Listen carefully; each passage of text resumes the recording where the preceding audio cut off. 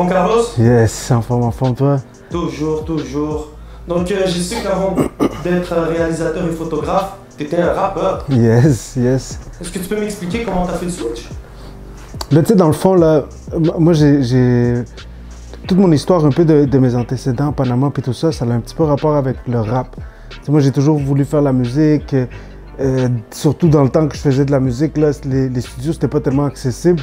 Fait qu'on commençait à s'équiper avec mon partenaire, on voulait faire du cob, puis ça m'a mené dans des endroits peut-être un peu fucked up, tu sais, qui m'ont permis de réaliser que, tu sais, dans le fond, pour m'exprimer, j'avais pas nécessairement besoin d'un micro. C'était peut-être pas là. J'adore rapper. En fait, j'adore rapper. J'ai plein de tracks que j'ai jamais release parce que j'ai quasiment tout enregistré dans le gel.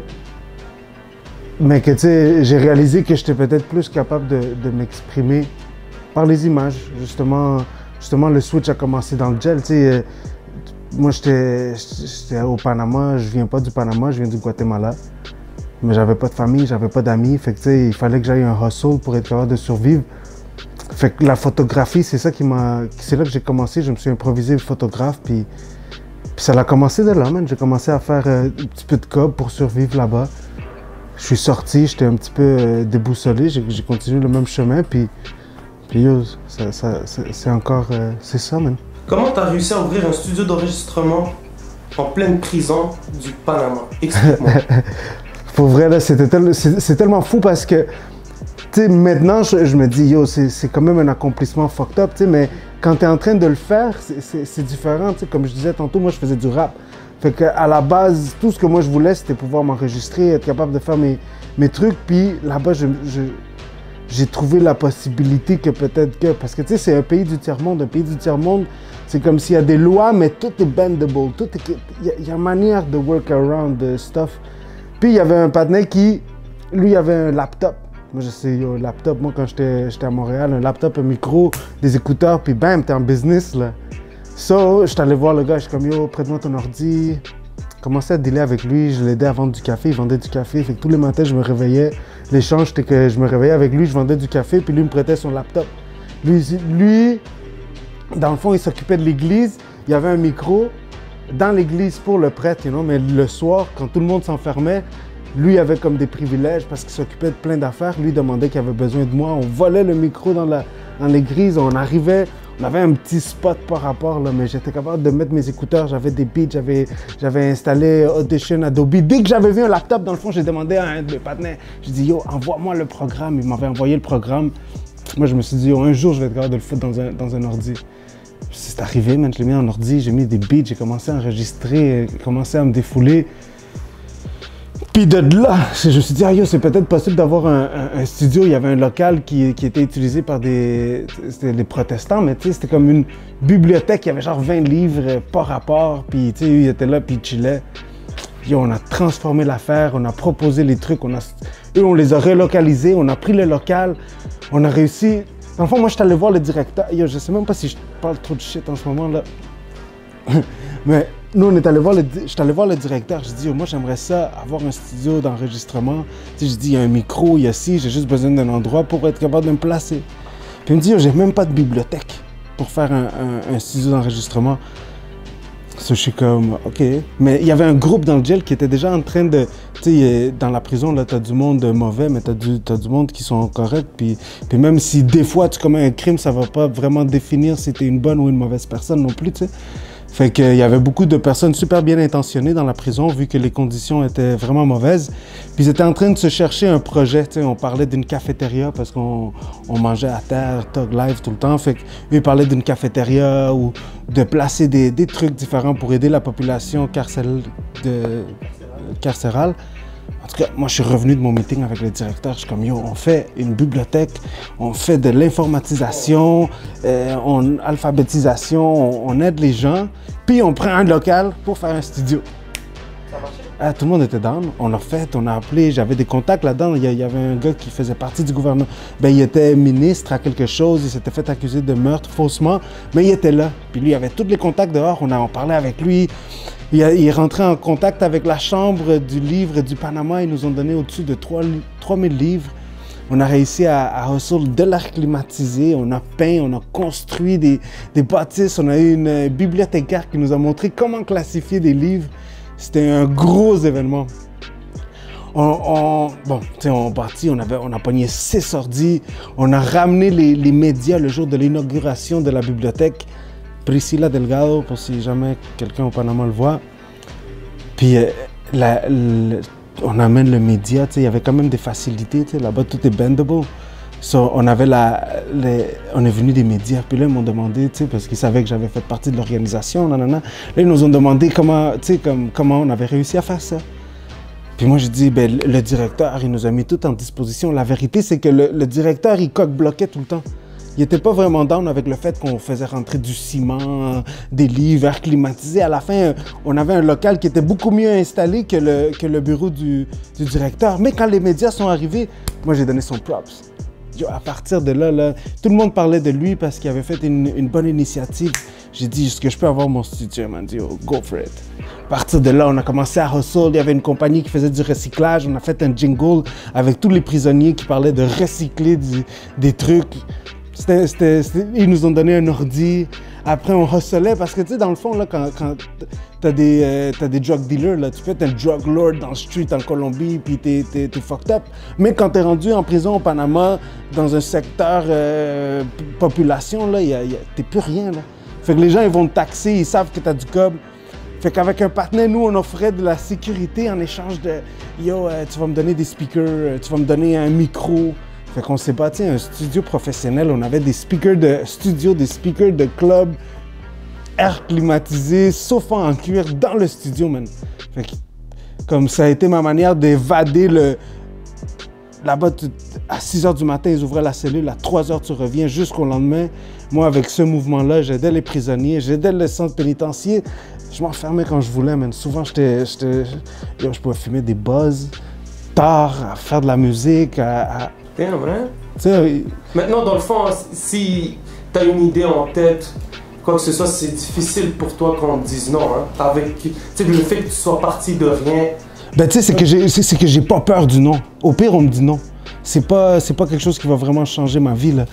Tu sais, je pense qu'on perd jamais rien à essayer. Si tu essayes, on te dit non, c'est moins pire que te dire j'aurais peut-être. Ou fantasmer de tout ce qui aurait pu arriver, quand en réalité, peut-être, ça l'aurait même pas arrivé. Just try it. Just try it. C'est plus ça. Puis me faire dire non, ben ça me rend plus fort, man. C'est comme à chaque fois que tu te fais dire non, chaque fois que tu as un espoir puis tu es déçu, tu bâtis une carapace, là, tu deviens plus fort, puis tu te rends compte que des fois, tu lances 100 coups, puis si tu en frappes un, tu es bon, là. C'est ça qu'il faut jamais oublier, tu sais. Faut pas lâcher. Peut-être, man. Puis, quand les gens ils apprennent à te connaître, maintenant que tu es réalisateur et tout, quand ils apprennent à connaître ton histoire, est-ce que ça te permet de... Est-ce que les gens compatissent avec toi, ils se disent « Ok, yo, ce gars-là, là, il est différent des autres ». Est-ce que ça te donne des accès privilégiés, des relations avec des gens qui disent « Ok, je pense que je peux relate avec lui d'une certaine manière ». Je pense que ça reflète beaucoup dans mon image. C'est dans ma personnalité, bien sûr. Je le dis tout le temps, mais moi, je suis devenu qui je suis beaucoup grâce à mon passé.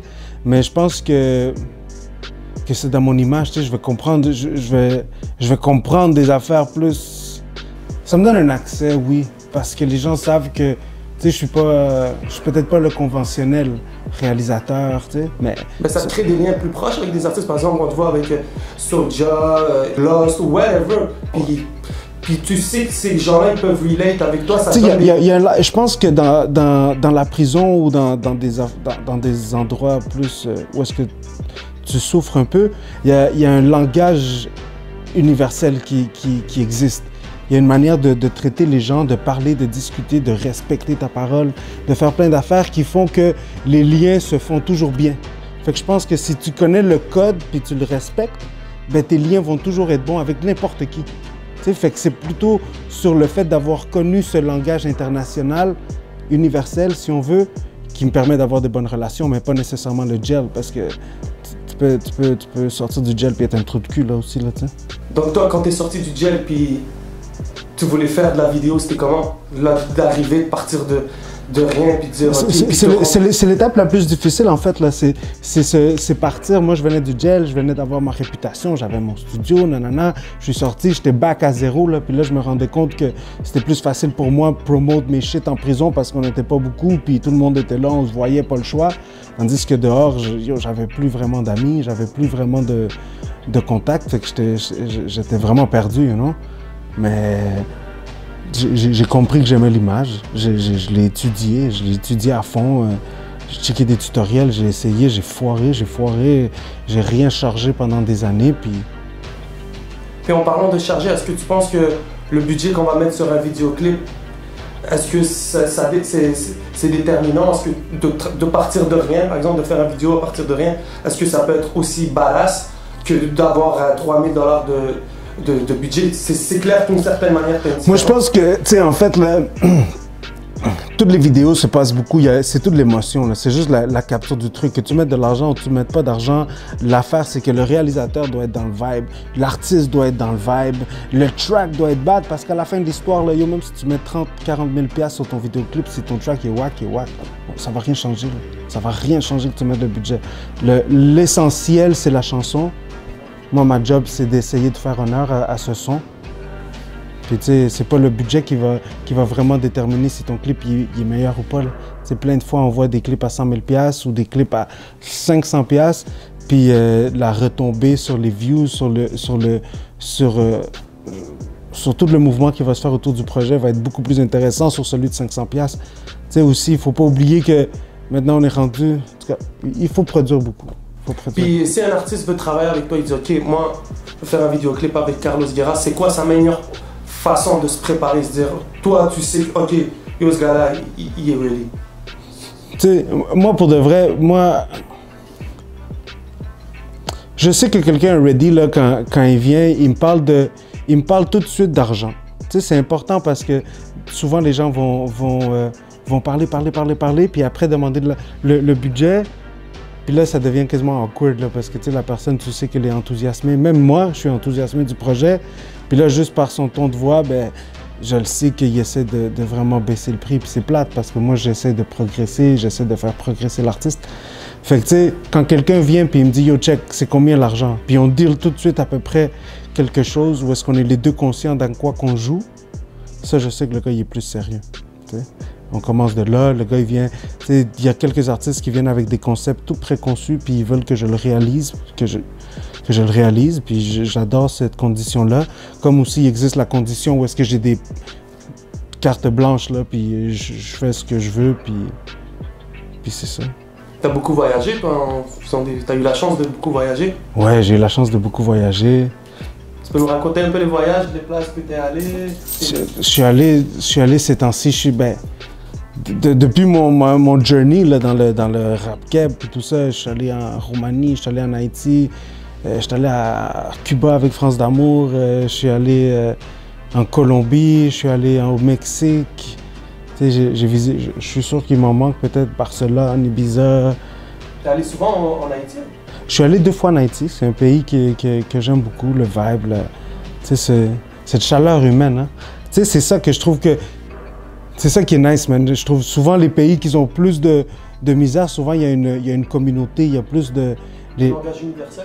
Ouais, le langage universel encore. Tout le monde est plus connecté.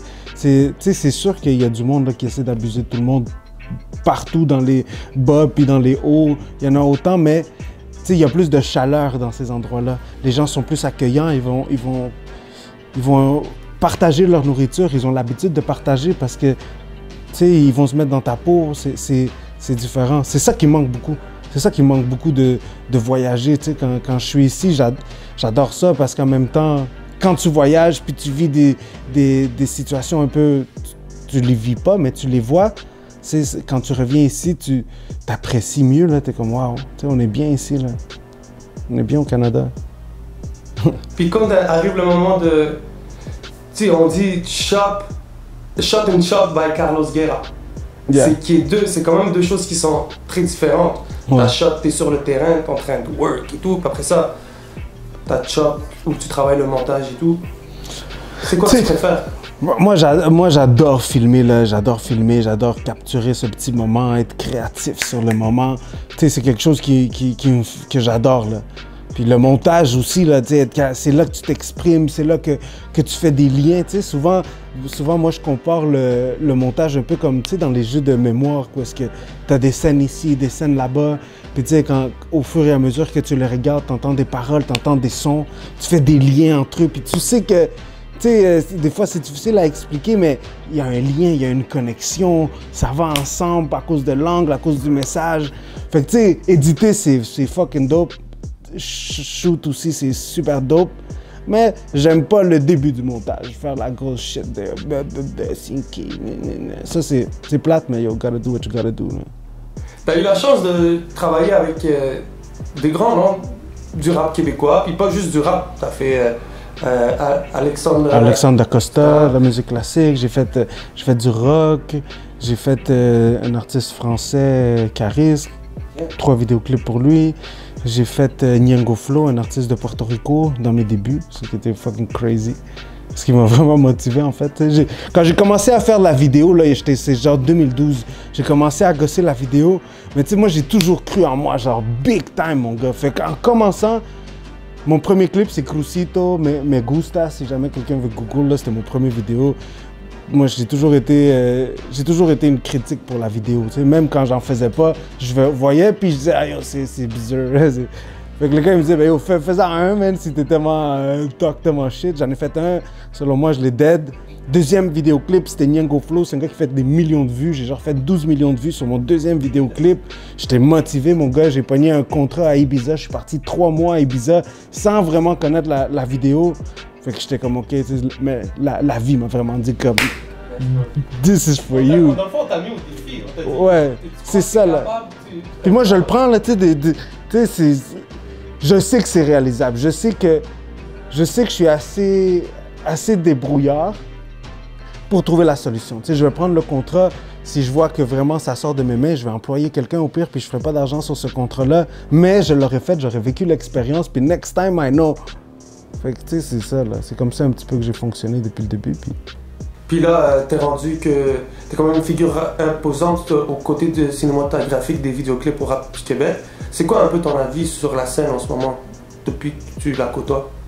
Tu sais, on voit le boost que Montréal a eu, là. Tu sais, il y a eu longtemps qu'on parlait, yo, le rap, ça se passait en région, ça se passait à Québec, même que Québec a toujours été super fort dans le rap, là.